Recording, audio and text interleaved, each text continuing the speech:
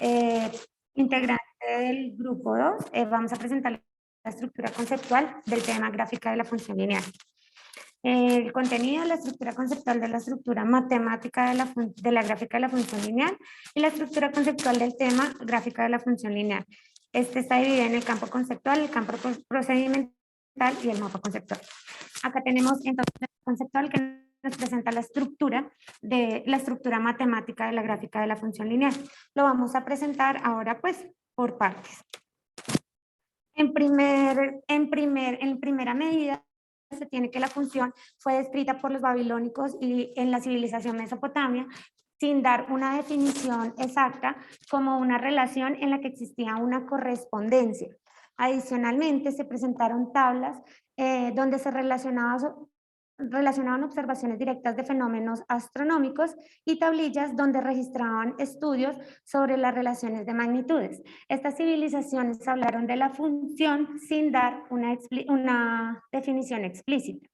De allí, de la relación de correspondencia, surgen los tipos de función: inyectiva, sobreyectiva y biyectiva. Si una función es inyectiva y sobreyectiva, va a ser biyectiva y por lo tanto va a tener inversa.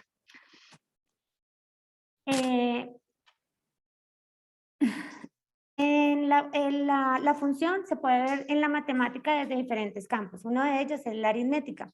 En la Edad Moderna, Nicolás Oreste empezó con la definición de función y la mostró como una relación de correspondencia, apareciendo los términos de variable dependiente, dominio, y de variable independiente, dominio, y de variable dependiente, el codominio, o lo que actualmente conocemos como los ejes X y Y. La relacionó con la aritmética, puesto que empezó a dar el trabajo con la teoría de las proporcionalidades. Esta se vincula directamente con las operaciones de división y multiplicación.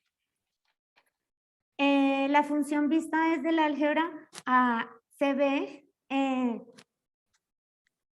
la clasificación de funciones.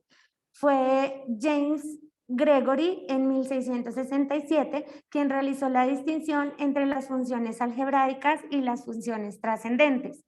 Dentro de las funciones trascendentes tenemos la función trigonométrica, logarítmica, exponencial, y dentro de las algebraicas tenemos la polinómica, la racional, la radical y la que está a trozos.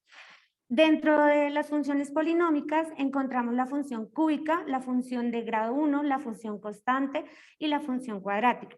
Nosotros vamos a centrarnos en las funciones de grado 1, donde encontramos la función lineal y la función afín, y pues nuestro tema específico es la gráfica de la función lineal.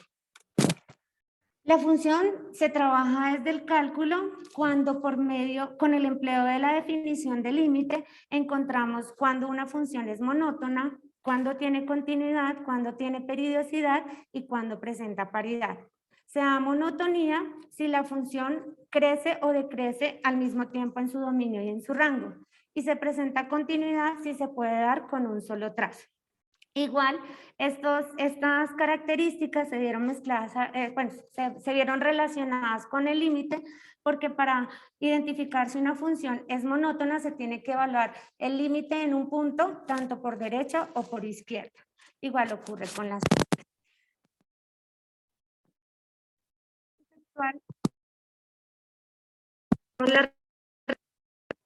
se presentan las relaciones que hay entre las tres ramas de la matemática: aritmética, cálculo y álgebra, y cómo estas están vinculadas entre sí.